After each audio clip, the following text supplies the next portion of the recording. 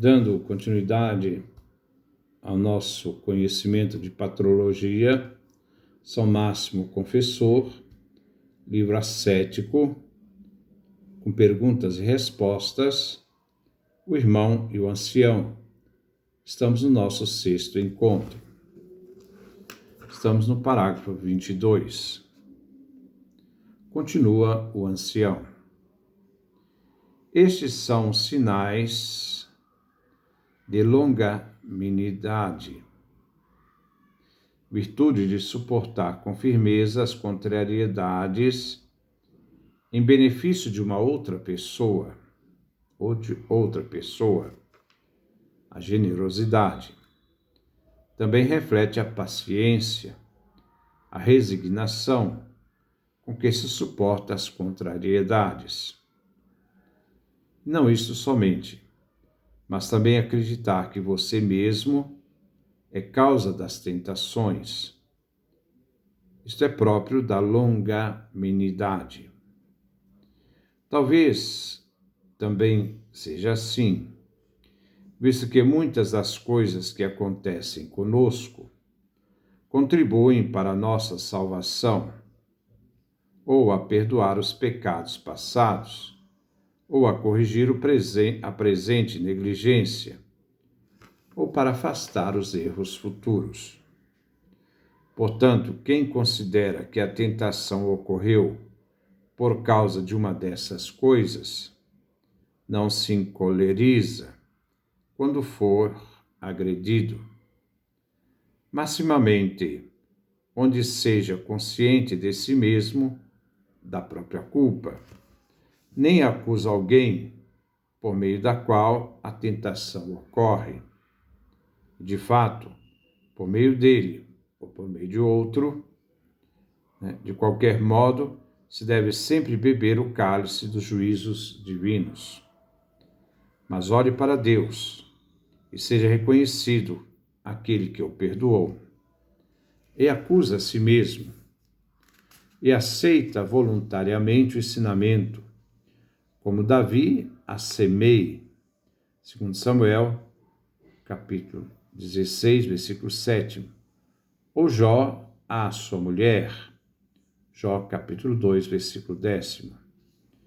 Muitas vezes o tolo invoca a Deus para que tenha piedade e não aceita a misericórdia que veio, porque não veio como ele queria, mas como o médico das almas estimou que fosse útil. E por isso ele é negligente e fica perturbado, e às vezes se enfurece com os homens e blasfema contra Deus. Assim demonstra sua dureza de espírito, de mente, e não sente senão o bastão. 23. E o irmão disse: Disseste bem, pai, mas dizei-me, te rogo também isto: como a continência dissipa o desejo? O ancião respondeu: a continência dissipa o desejo quando você se abstém de todas as coisas que não satisfazem uma necessidade, mas causam prazer, e não faz participar de algo senão aquelas necessárias à vida, e faz buscar não as coisas prazerosas, mas buscar as coisas úteis.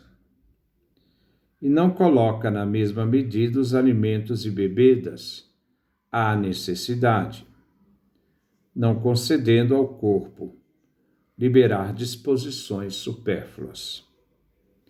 E mantém a semente da vida, do corpo, protegendo-o da perturbação do desejo carnal.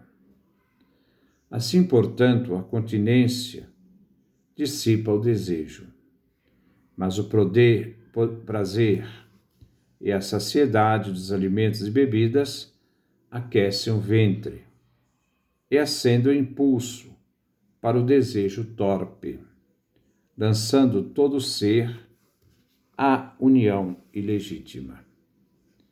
E então, os olhos se tornam desavergonhados, e a mão sem freio. A língua fala coisa que acaricia o ouvido, e o ouvido acolhe palavras vãs. A alma comete adultério no pensamento, provocando também o corpo a realizar, isto é, praticar, ações ilícitas.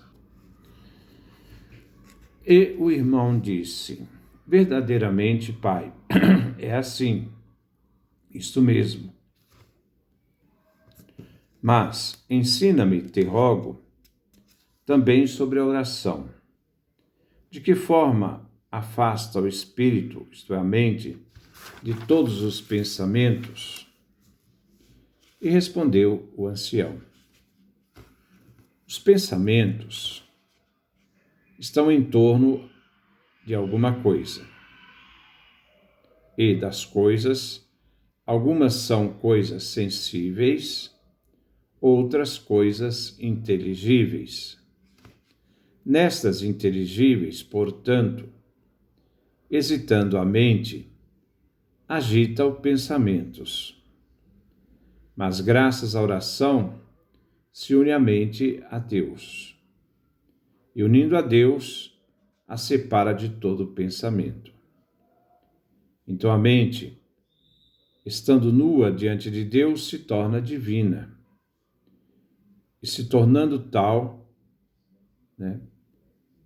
pede dele aquilo que é conveniente e não pede jamais em vão.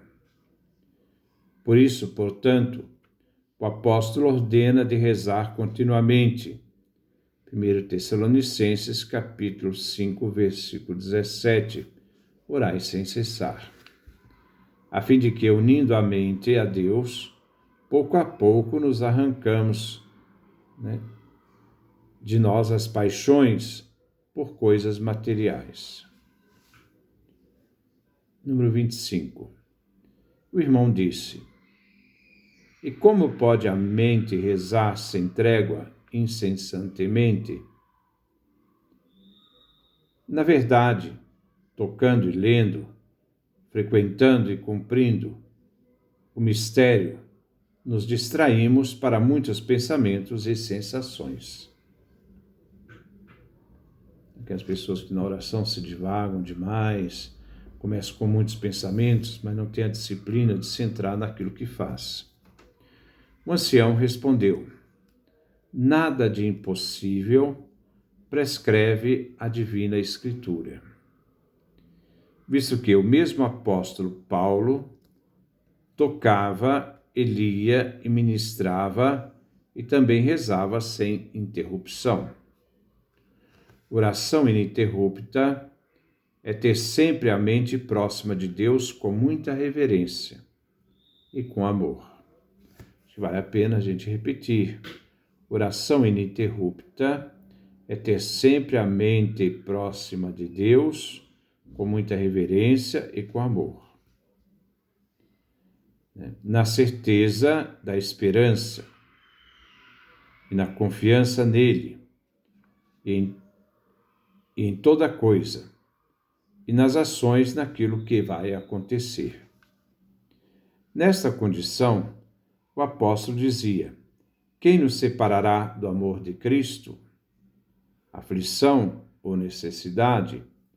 Romanos capítulo 8, versículo 35.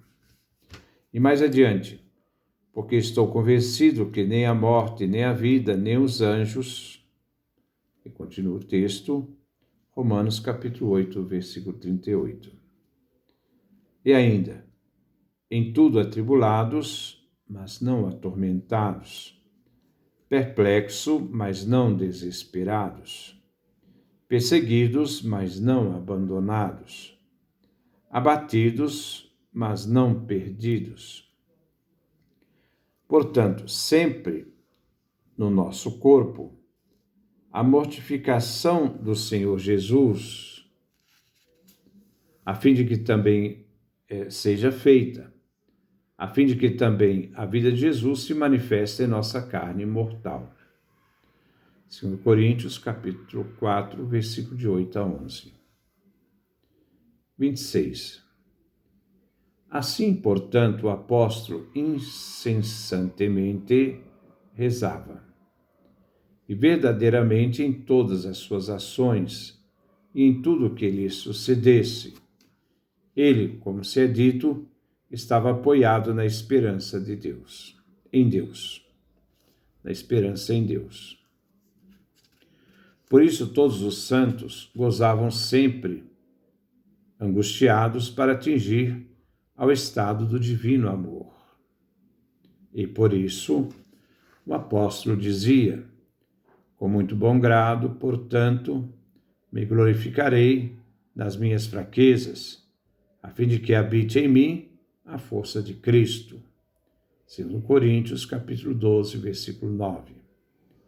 Depois, mais adiante, quando sou fraco, então é que sou forte. 2 Coríntios, capítulo 12, versículo 10. Mas, ai de nós miseráveis, porque abandonamos a estrada dos santos padres e por isso somos privados de toda obra espiritual. Depois nós vamos dar continuidade à nossa leitura de São Máximo Confessor, no seu livro Ascético. Que Deus nos dê a sua graça, a sua bênção, sua face resplandeça sobre nós.